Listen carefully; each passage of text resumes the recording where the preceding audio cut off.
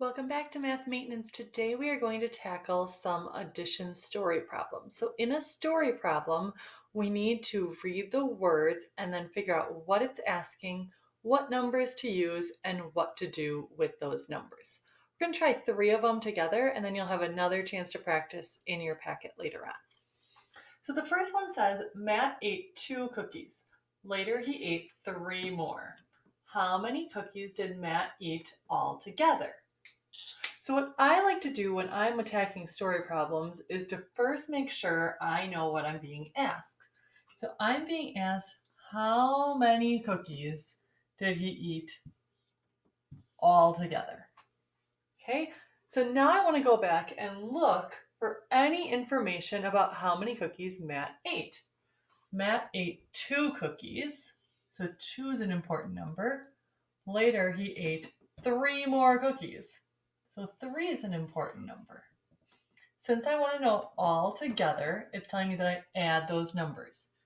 2 plus 3 equals 5. So my answer is 5 cookies.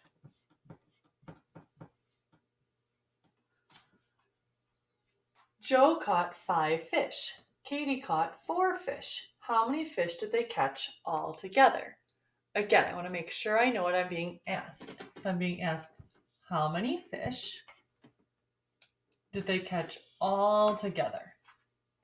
Now I go back in my word problem and I look for information about how many fish they were catching.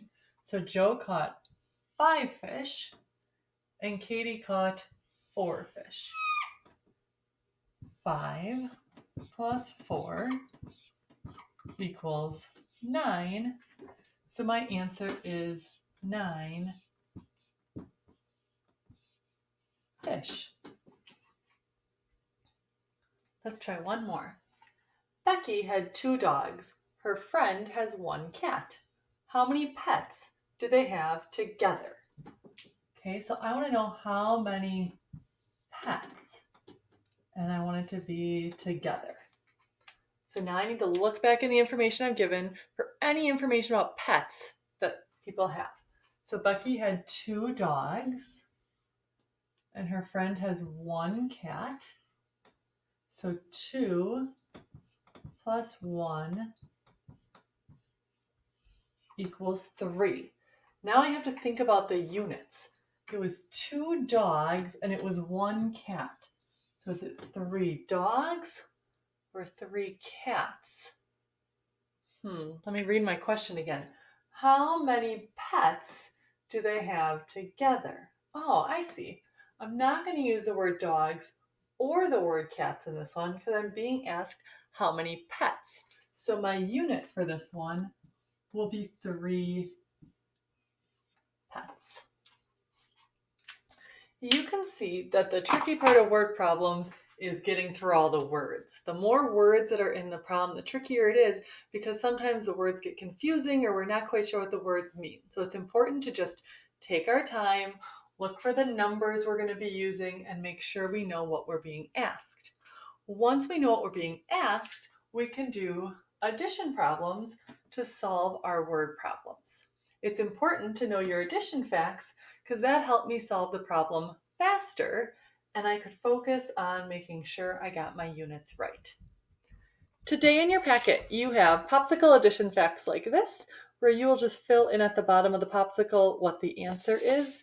You also have 6 addition word problems to practice with, just like the ones we did on the board. So you can use your numbers up here, plug them into your answer, and then write your solution to that problem.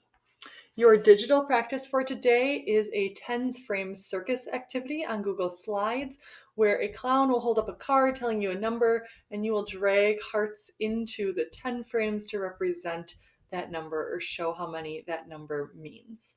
Your manipulative practice today is to continue working on those addition flashcards. You can see that when I know my addition facts really, really fast, I can answer these tricky problems in no time at all. So continuing to work on those addition facts and getting really good at them will be important for math moving forward. Best of luck with your word problems and your addition facts today.